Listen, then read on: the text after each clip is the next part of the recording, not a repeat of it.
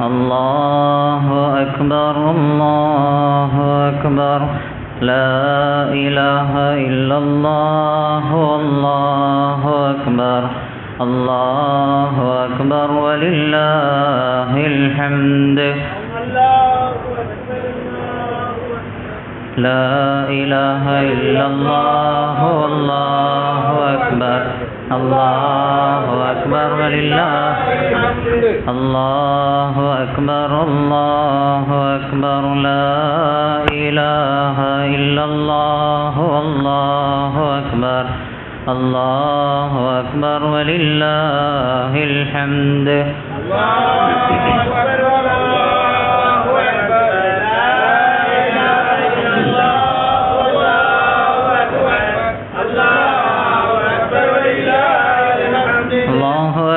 الله أكبر كبيرا والحمد لله كثيرا وسبحان الله وبحمده بكرة وأصيلا لا إله إلا الله ولا نعبد إلا إياه مخلصين له الدين ولو كره الكافرون لا إله إلا الله وحده وصدق وعده ونصر عبده وعز جنده وهزم الأحزاب وحده لا إله إلا الله والله أكبر الله أكبر ولله الحمد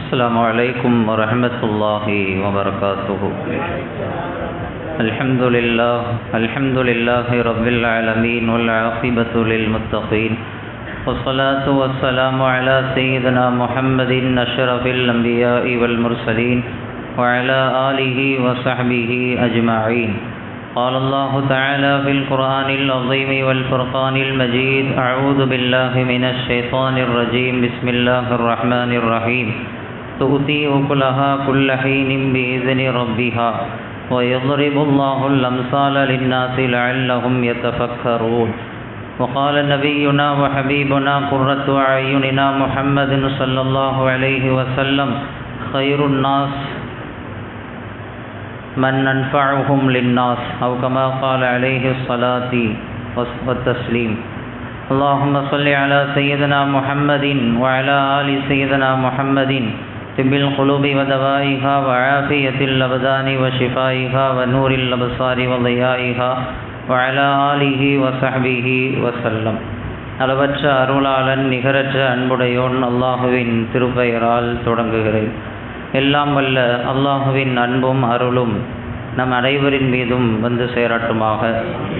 நபிகள் நாயகம் ரசூலுல்லாஹி ஸல்லல்லாஹு அலைஹி வஸல்லம் அவர்களின் அன்பையும் ஷஃபாஅத்தையும் பெறுவதற்கு ரப்புல் ஆலமீன் நம் அனைவருக்கும் தௌஃபீக் செய்தருள்வானாக. அன்பிற்குரிய அல்லாஹுவின் நல்லடியார்களே, பாசத்திற்குரிய சகோதரர்களே, அல்லாஹுவினுடைய பேரருளால் அவனுடைய இறை இல்லத்தில் மகிழ்ச்சியான ஒரு நன்னாளில் பெருநாளை கொண்டாட வேண்டும் என்கிற ஒரு எண்ணத்தில் அல்லாஹ்வை தொழுதுவிட்டு நம்முடைய மகிழ்ச்சியை வெளிப்படுத்த வேண்டும் என்கிற ஒரு சிந்தனையில் நாம் எல்லாம் இங்கே அமர்ந்திருக்கிறோம். அல்லாஹ் நமக்கு ஒரு அழகிய மார்க்கத்தை வழங்கியிருக்கிறான். மிக அற்புதமான ஒரு மார்க்கம் இஸ்லாமிய மார்க்கம். இஸ்லாம் தன்னுடைய கருத்துக்களால், தன்னுடைய அழகிய சிந்தனைகளால் மனித உள்ளங்களை கவர்ந்த ஒரு மார்க்கம். அந்த வகையில் இஸ்லாம் சொன்ன அற்புதமான கருத்துக்களில் ஒன்று, ஒரு மனிதன் தனக்காக மட்டும் வாழாமல் பிறருக்காகவும் வாழ வேண்டும். தனக்கு மட்டும் பலனளிப்பவனாக பயனளிப்பவனாக இருக்காமல் பிறருக்கும் மற்ற சமூகத்திற்கும் பலனளிப்பவனாக பயன் தருபவனாக இருக்க வேண்டும் என்று இஸ்லாம் நமக்கு சொல்லித் தருகிறது. ஒரு மூமின் எப்படி இருக்க வேண்டும் என்று சொன்னால், மரத்தை போன்று இருக்க வேண்டும். குறிப்பாக பேரித்த மரத்தை போன்று இருக்க வேண்டும். பெருமானார் ஸல்லல்லாஹு அலைஹி வஸல்லம் அவர்கள் சஹாபாக்கள் அமர்ந்திருக்கக்கூடிய ஒரு சபையில் நபித்தோழர்களை பார்த்து கேட்டார்கள், மோமினுக்கு உதாரணமாக அல்லாஹ் ஒரு மரத்தை குறிப்பிடுகிறான், அது எந்த மரம் என்று உங்களுக்கு தெரியுமா என்று கேட்டார்கள். அந்த சபையில் பெரும் பெரும் சஹாபாக்கள் அமர்ந்திருக்கிறார்கள். அதே சபையில்தான் சின்ன வயசு சஹாபியான இப்னு உமர் ரலியல்லாஹு தஆலா அன்ஹு அவங்களும் அமர்ந்திருக்கிறாங்க. அவர்கள் கூறுகிறார்கள், இப்படி ஒரு கேள்வியை கேட்டவுடன் என்னுடைய உள்ளத்தில் பளிச்சென்று தெரிந்துவிட்டது. ஸல்லல்லாஹு அலைஹி வஸல்லம் அவர்கள் எந்த மரத்தை குறித்து பேசுகிறார்கள் என்பது எனக்கு தெரிந்துருச்சு.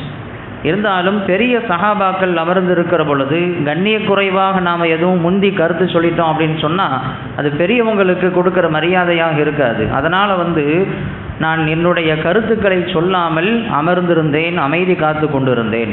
பெருமானார் ஸல்லல்லாஹு அலைஹி வஸல்லம் அவர்கள் காலத்தில் வாழ்ந்த சின்னஞ்சிறு குழந்தைகள், சிறுவர்கள் கூட பெரியவர்களை எப்படி மதிக்க வேண்டும் என்கிற ஒரு அழகிய வாழ்க்கையை கற்றுக் கொடுக்கப்பட்டிருந்தார்கள்.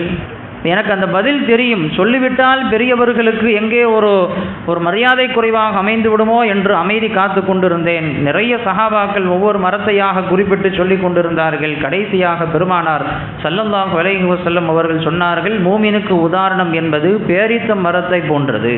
பேரித்த மரம் என்பது அதனுடைய எல்லா வகைகளிலும் அது மனிதனுக்கு பயன் தரக்கூடியதாக இருக்கிறது. அதனுடைய இலைகள், அதனுடைய காய்கள், அதனுடைய பழங்கள், அதனுடைய மட்டைகள் என்று அதனால் ஏற்படக்கூடிய, அதிலிருந்து கிடைக்கக்கூடிய ஒன்றும் மனிதனுக்கு ஆபத்தை ஏற்படுத்தாது. அனைத்தும் பயனுக்காக மட்டுமே இருக்கும், பலன் தரக்கூடியதாக இருக்கும். இப்படித்தான் ஒரு மூமின் இருக்க வேண்டும். பிறருக்கு பலனளிப்பவனாக இருக்க வேண்டும், பிறருக்கு தீங்கு செய்யக்கூடியவனாக இருக்கக்கூடாது என்று ஸல்லல்லாஹு அலைஹி வஸல்லம் அவர்கள் மூமினுக்கு இந்த பேரித்த மரத்தை ஒப்பிட்டு சொன்னார்கள். ஸல்லல்லாஹு அலைஹி வஸல்லம் அவர்கள் ஹதீஸில் சொல்வார்கள், மக்களில் சிறந்தவர் யார் தெரியுமா? யாரின் மூலம் பிறருக்கு நன்மைகள் ஏற்படுகிறதோ, யாரின் மூலம் பிறருக்கு பலன்கள் ஏற்படுகிறதோ, ஒருத்தரின் மூலமாக பிறர்கள் மகிழ்ச்சியாக வாழுகிறார்கள் என்றால் அவர்தான் மக்களில் சிறந்தவர் என்று கண்மணி நாயகம் ரசூலுல்லாஹி ஸல்லல்லாஹு அலைஹி வஸல்லம் அவர்கள் சொன்னார்கள். அல்லாஹ் நமக்கு எதை வழங்கினானோ அதை கொண்டு பிறருக்கு பலன் தருபவனாக நாம் இருக்க வேண்டும். அல்லாஹ் நமக்கு செல்வத்தை கொடுத்தால் செல்வத்தை கொண்டு பலன் அளிக்க வேண்டும். அல்லாஹ் நமக்கு அறிவு ஆற்றலை கொடுத்தால் அந்த அறிவு ஆற்றலை கொண்டு பிறருக்கு பலன் தர வேண்டும்.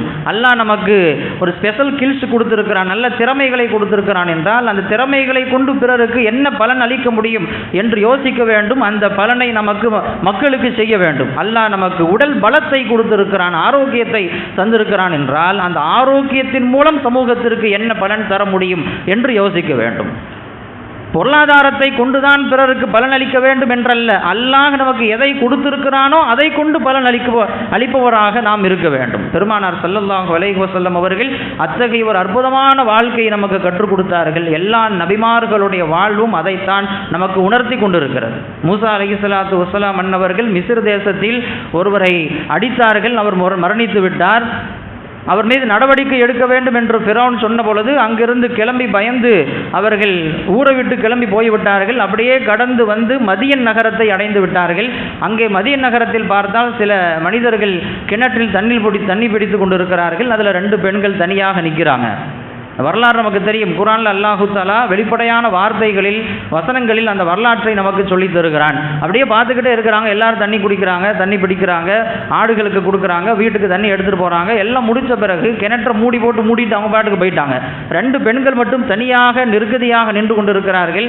போய் கேட்டாங்க, மா ஹத்துபுக்குமா, உங்களுடைய விஷயம் என்னம்மா? எல்லாரும் தண்ணி பிடிக்கிறாங்க, நீங்கள் மட்டும் தனியாக நிற்கிறீங்களே அப்படின்னு கேட்கும் பொழுது, எங்களால் முடியாது, எங்களுக்கு முன்னுரிமையும் வழங்கப்படாது, எல்லாரும் குடிச்சிட்டு எல்லாரும் பிடிச்சிட்டு போக எங்களுக்கு கிடைக்கும், அதுவும் கூட அவங்க முடிச்சுட்டு அந்த கிணற்றை மூடிட்டு போயிடுவாங்க. இது எப்படி நான் திறந்து எங்கள் வீட்டுக்கு தண்ணி எடுத்துகிட்டு போகிறதுன்னு தெரியல என்று தன்னுடைய பலவீனத்தை சொன்ன பொழுது மூசா அலைஹிஸ்ஸலாத்து வஸ்ஸலாம் அன்னவர்கள் 10 நபர்கள் சேர்ந்து நகற்றக்கூடிய அந்த கிணற்றினுடைய மூடியை ஒரு நபராக அவர்கள் அதை நகற்றினார்கள்.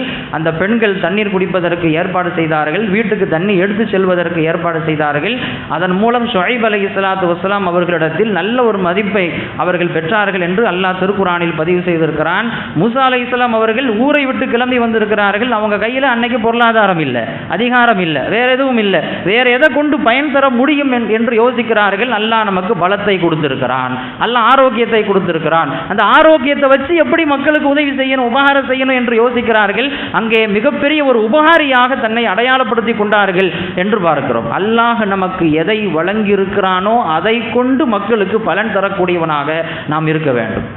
நல்ல பொருளாதாரத்தை எல்லாம் நிறைவாக நமக்கு கொடுத்திருக்கிறான். அந்த பொருளாதாரம் அல்லாஹ் ஜல்ல ஷானுஹு தஆலா நமக்கு மட்டுமே தரவில்லை, நம்மை கொண்டு பிற மக்கள் வாழ வேண்டும் என்பதற்குத்தான் அல்லாஹு தஆலா செல்வந்தர்கள் கையில் செல்வத்தை கொடுத்திருக்கிறான். எல்லோர் கையிலையும் அல்லாஹு தஆலா பொருளாதாரத்தை சமமாக தரல. சில பேரை அல்லாஹ் செல்வந்தர்களாக ஆக்கியிருக்கிறான், சிலர்களை ஏழைகளாக ஆக்கியிருக்கிறான், சிலர்கள் நல்ல உணவை உண்ணக்கூடிய நிலையில் அல்லாஹ் வைத்திருக்கிறான், சிலரை அன்றாடம் உண்ணுவதற்கு கூட சிரமப்படக்கூடிய நிலையில் வைத்திருக்கிறான். எதற்கு தெரியுமா? இவர்கள் பொறுமை காக்க வேண்டும். அவர்கள் அல்லாஹ்வுக்கு ஷுக்ர் செய்வதோடு தனக்கு அல்லாஹ் வழங்கிய செல்வத்தை ஏழை எளிய மக்களுக்கு உதவ வேண்டும். அதற்கு தான் அல்லாஹு ஜல்ல ஷானுஹு தஆலா செல்வத்தை கொடுத்திருக்கிறான். செல்வத்தை கொண்டு பிறருக்கு பலனளிக்கக்கூடிய அற்புதமான வாழ்க்கை வாழக்கூடியவர்களாக நாம் இருக்க வேண்டும். பெருமானார் ஸல்லல்லாஹு அலைஹி வஸல்லம் அவர்கள் மதீனா நகரத்திற்கு வருகிறார்கள்.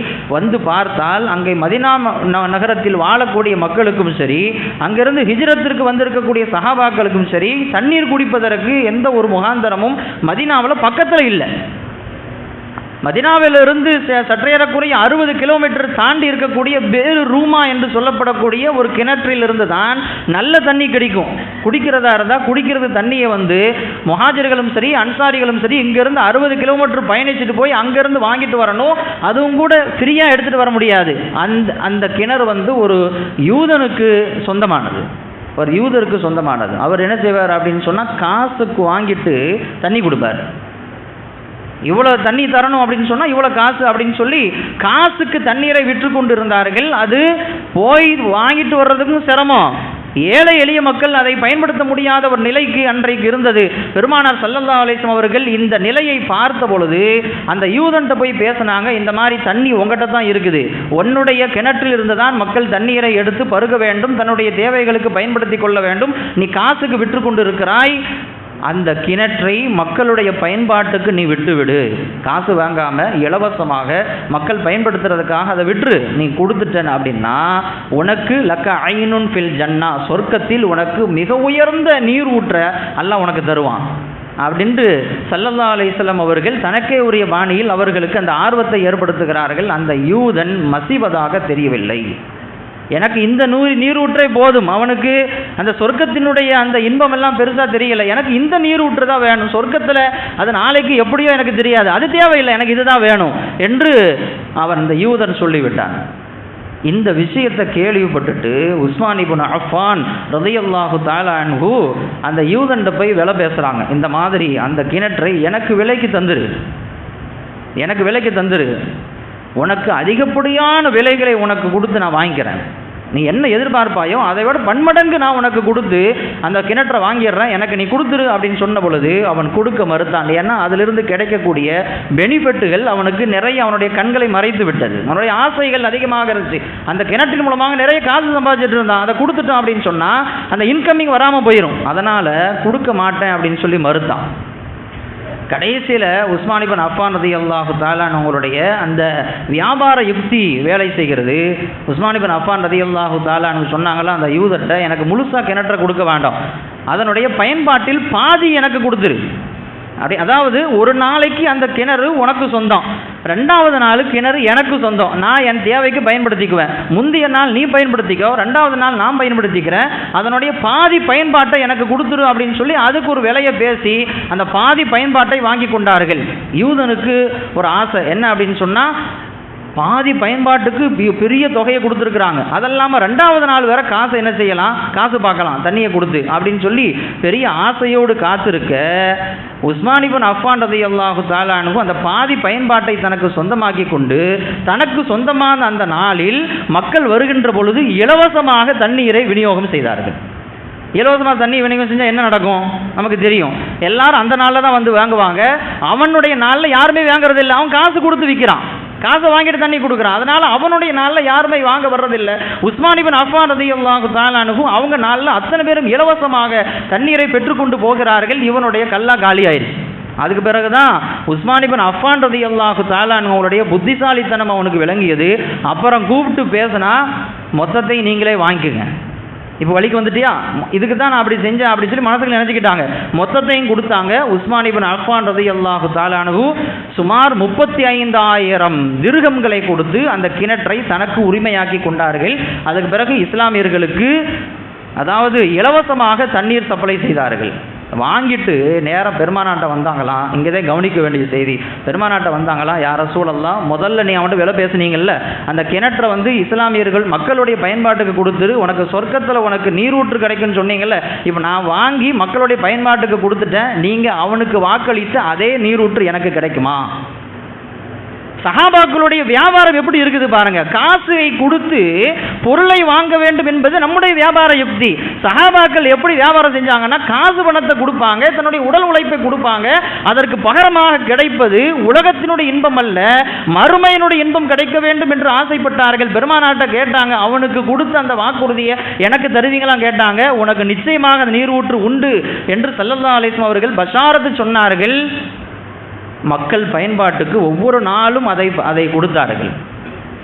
நாம் கவனிக்க வேண்டிய செய்தி என்ன அப்படின்னு சொன்னால், அல்லாஹ் ரப்புல் ஆலமீன் அந்த கிணற்றை உஸ்மான் இப்னு அஃபான் ரலியல்லாஹு தஆலா அவங்களுக்கு சொந்தமாக்கின பிறகு அந்த கிணற்றை சுற்றி நிறைய பேரித்த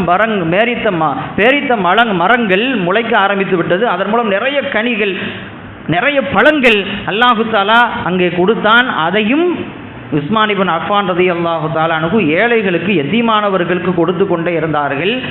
இது உஸ்மான் இப்னு அஃபான் ரலியல்லாஹு தஆலா அன்ஹு அவர்கள் வாழும் காலம் மட்டுமல்ல, அவர்கள் மரணித்த பிறகும் அது தொடர்ந்தது.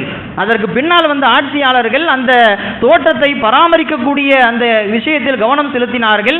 அதிலிருந்து வரக்கூடிய பெரும் தொகையை பாதி என்ன செய்வாங்கன்னா ஏழைகளுக்கு கொடுப்பாங்க, பாதி என்ன செய்வாங்கன்னா உஸ்மான் இப்னு அஃபான் ரலியல்லாஹு தஆலா அன்ஹு அவங்க பேரில் ஒரு அக்கௌண்ட் ஓபன் பண்ணி அந்த அக்கௌண்ட்ல சேமிப்பு நிதியாக அதை சேமித்து கொண்டு வந்தார்கள்.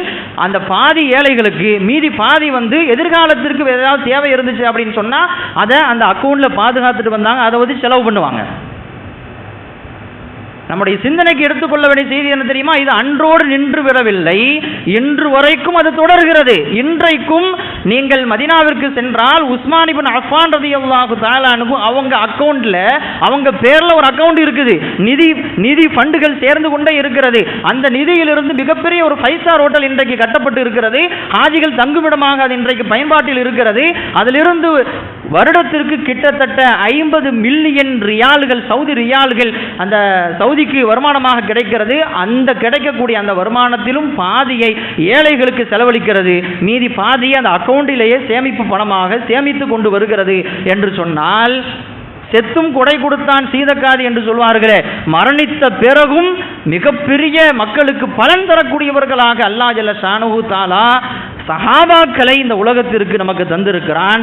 அத்தனை சஹாபாக்களுடைய வரலாறுகள் நமக்கு இதைத்தான் சொல்கிறது. அவர்கள் தனக்கு மட்டுமல்ல, தன்னை சுற்றி இருக்கக்கூடியவர்கள், தன்னுடைய மஹல்லாவாசிகள், தன்னுடைய குடும்பத்தார்கள், தன்னுடைய உறவினர்கள், சொந்த பந்தங்கள், ஏன் உலகம் முழுக்க அவர்கள் பலன் தரக்கூடிய வாழ்க்கை வாழ்ந்தார்கள். அதுதான் இன்றைக்கு நாம் இந்த தியாக திருநாளுடைய இந்த பெருநாளுடைய செய்தியாக நாம் எடுத்துக்கொண்டு செல்ல வேண்டும். அல்லாஹ் நமக்கு எதை வழங்கியிருக்கிறானோ அதை கொண்டு பிறருக்கு பலனளிப்பவர்களாக இருக்க வேண்டும். அல்லாஹ் ரப்புல் ஆலமீன் அத்தகைய வாழ்க்கையை நமக்கு அமைத்து தருவானாக. அல்லாஹ் நமக்கு எதை வழங்கினானோ, வழங்கி கொண்டிருக்கிறானோ அவைகளை பிறருக்கும் பலன் தரக்கூடியவர்களாக, பயனளிப்பவர்களாக அல்லாஹ் ரப்புல் ஆலமீன் நம்மை ஆக்கி அருள் புரிவானாக. அந்த உயர்ந்த சிந்தனைகளை அல்லாஹ் நமக்கு தருவானாக. அதன் மூலம் மறுமையில் நமக்கு மிக உயர்ந்த அந்தஸ்துகளை வழங்கி அருள் புரிவானாக. وآخر دعوانا الحمد لله رب العالمين والسلام عليكم ورحمة الله وبركاته.